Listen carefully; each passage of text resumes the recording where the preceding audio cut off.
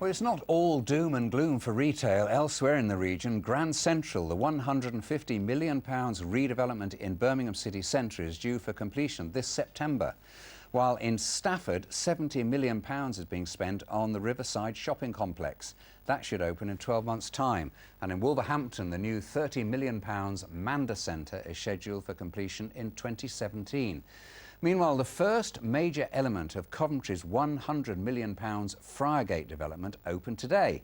As Kevin Reid reports, it's all part of creating a new business district in the city centre. A vintage bus packed with dignitaries was the first vehicle to drive across the opening phase of the Friargate project today. The aim to create a more attractive entrance by road and feet into Coventry city centre from the railway station. Well, just a year ago, you wouldn't have been able to stand where I'm standing now. It was a gaping hole looking down on the concrete and tarmac of the ring road, not to mention the fumes. But as you can see, it's all been covered over and turned into a green oasis. Most of the near £15 million costs has come from Europe, and Coventry Council hope it will kick-start a new business district.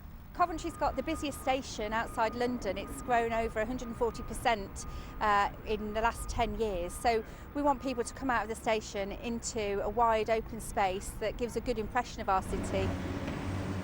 Work first started 15 months ago, first with the removal of dated concrete flyovers. Then more than 30 steel beams were carefully lowered into place. I think it's turned out exactly as the Coventry had wanted, and also the architects. So yeah, it's very nice to see people walking on something you built. To look at it from when we came here first, you wouldn't realise that there's actually a ring road below it. I've been monitoring it for a few months now because there was work across there, and I think it's a fantastic achievement, and well done the council for doing this. Rather than going through underpasses and what's in the underpasses, now we've got a nice clear walk. It just looks so much nicer. It's just so much more inviting around the side of town. This is much better now, yeah. Get in there, get shopping. Clearance of a site for new headquarters for Coventry City Council has begun, and now the task is to attract new businesses to the area. Kevin Reid, BBC Midlands Today, Coventry. Well, joining us now from Birmingham City Centre is the Chief Executive of the British Independent Retailers Association, Alan Hawkins. Good evening to you, Mr Hawkins. Good evening. I mean, we've seen there's a lot of good going on, but not everywhere. Are you encouraged by the Minister's pledge for support or more support for the region's retailers? Well, I certainly look forward to working with Marcus Jones. We've worked with the Future High Streets Forum now for the last 4 years, and I think a new minister will give us a breath of fresh air.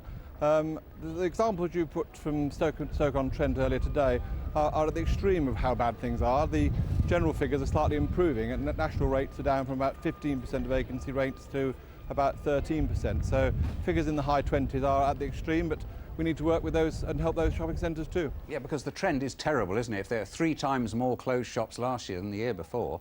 Well, again, you said that 900 independents had gone over the last year, but I think you're forgetting the openings too. We're tracking independent openings and closings, and it's only marginally negative this year, and it was actually positive last year. So there are shops opening. I mean, they happen to be things where there's more service element, like nail bars and coffee bars, but there is a change to what's going on in the high street, and it's balance that we're after all. Because you think things would be getting better with the economy growing stronger, wouldn't you? Well, I think they are. I mean, if you look at consumer confidence indexes, they're getting better.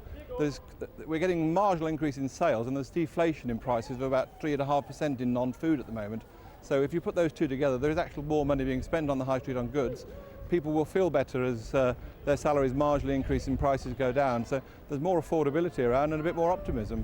And to a certain extent, the election held people off. They didn't know where things were going, and we think there's a bit more certainty coming back to the high streets now too. Alan Hawkins, thank you very much indeed. Thank you.